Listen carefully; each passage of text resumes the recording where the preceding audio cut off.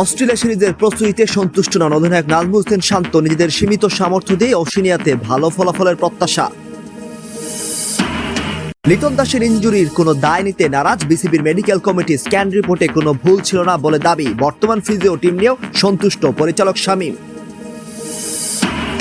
September উইন্ডোর জন্য এখনো বাংলাদেশের প্রতিপক্ষ চূড়ান্ত করতে পারেনি বাফুফে। সাফের আগে দেশের মাটিতে প্রস্তুতি ম্যাচ খেলতে চান হেড কোচ ফারহান আলীকে নিয়ে উচ্ছ্বাস। ইনফান্তিনোর পরিকল্পনা বাস্তবায়ন করে বিশ্বকাপ বিক্রির সিদ্ধান্ত নিলে বয়কট করবে ইউরোপের দেশগুলো। কঠোর হুঁশিয়ারি উয়েফার বিপাকে ফিফা সভাপতি। এবং অবশেষে আর্জেন্টিনার বিরুদ্ধে তদন্ত শুরু ফিফার। ফকল্যান্ড ব্যানার ফাইনালে মারামারি সহ একাধিক অভিযোগের দায় প্রমাণ পেলে থাকছে নিষেধাজ্ঞা ঝুঁকি। অস্ট্রেলিয়ায় টেস্টের ফল নয়, সুযোগের সদ্ব্যবহার করতে চায় বাংলাদেশ।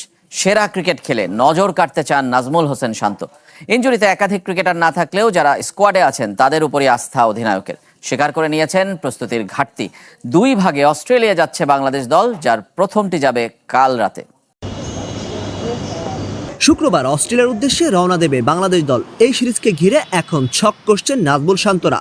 যদিও সিরিজ শুরু হওয়ার আগেই বোলারদের ইনজুরি নিয়ে অনেকটাই ব্যাকফুটে আছে বাংলাদেশ, তবুও ভালো পারফরমেন্স আর সম্মানজনক একটা সিরিজ খেলা এখন মূল লক্ষ্য শান্তদের।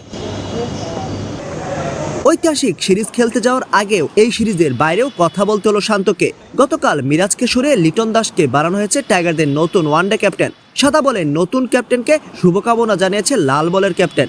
লিটনকে কংগ্রেচুলেশন, এবং আমার মনে হয় যে সে টি-20 পুরা টিমটাকে যেভাবে লাস্ট কয়েক বছরে একটা ভালো জায়গায় নিয়ে আসছে, ওয়ানডে টিমটাকেও আমার মনে হয় যে ভালো একটা জায়গায় নিয়ে যাবে। দলের সবচেয়ে বড় আকর্ষণ নাহিদ রানা তো ছিটকেই গেছেন এই সফর থেকে। এমন দল নিয়ে কতটা এগোনো যাবে? যে কোনো সময় যে কোনো প্লেয়ার ইনজুর্ড হতে পারে। অস্ট্রেলিয়াতে যে কন্ডিশন থাকে, এই কন্ডিশনে অবশ্যই সেম এক্সপেকটেশনটাই আছে, তারা 20 উইকেট নিয়ে দিবে এবং পাশাপাশি দুইটা ভালো এক্সপিরিয়েন্স স্পিনারও আছে।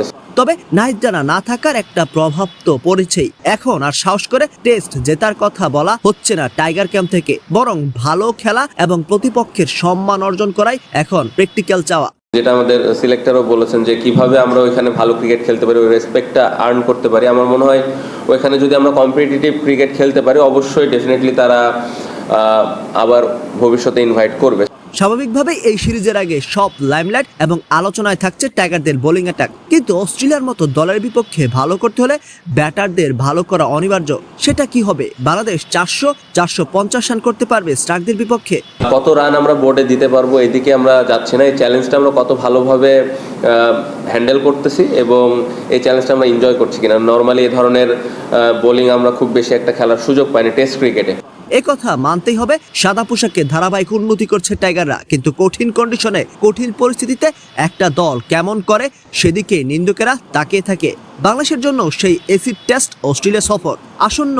এই দুই টেস্টে ভালো ক্রিকেট খেলতে পারলে শান্তরা নিন্দুকদের মুখ বন্ধ করতে পারবে, আর খুশি হবে এদেশের অপমর ক্রিকেট ভক্তরা। স্বাক্ষর পাল, খেলার খবর।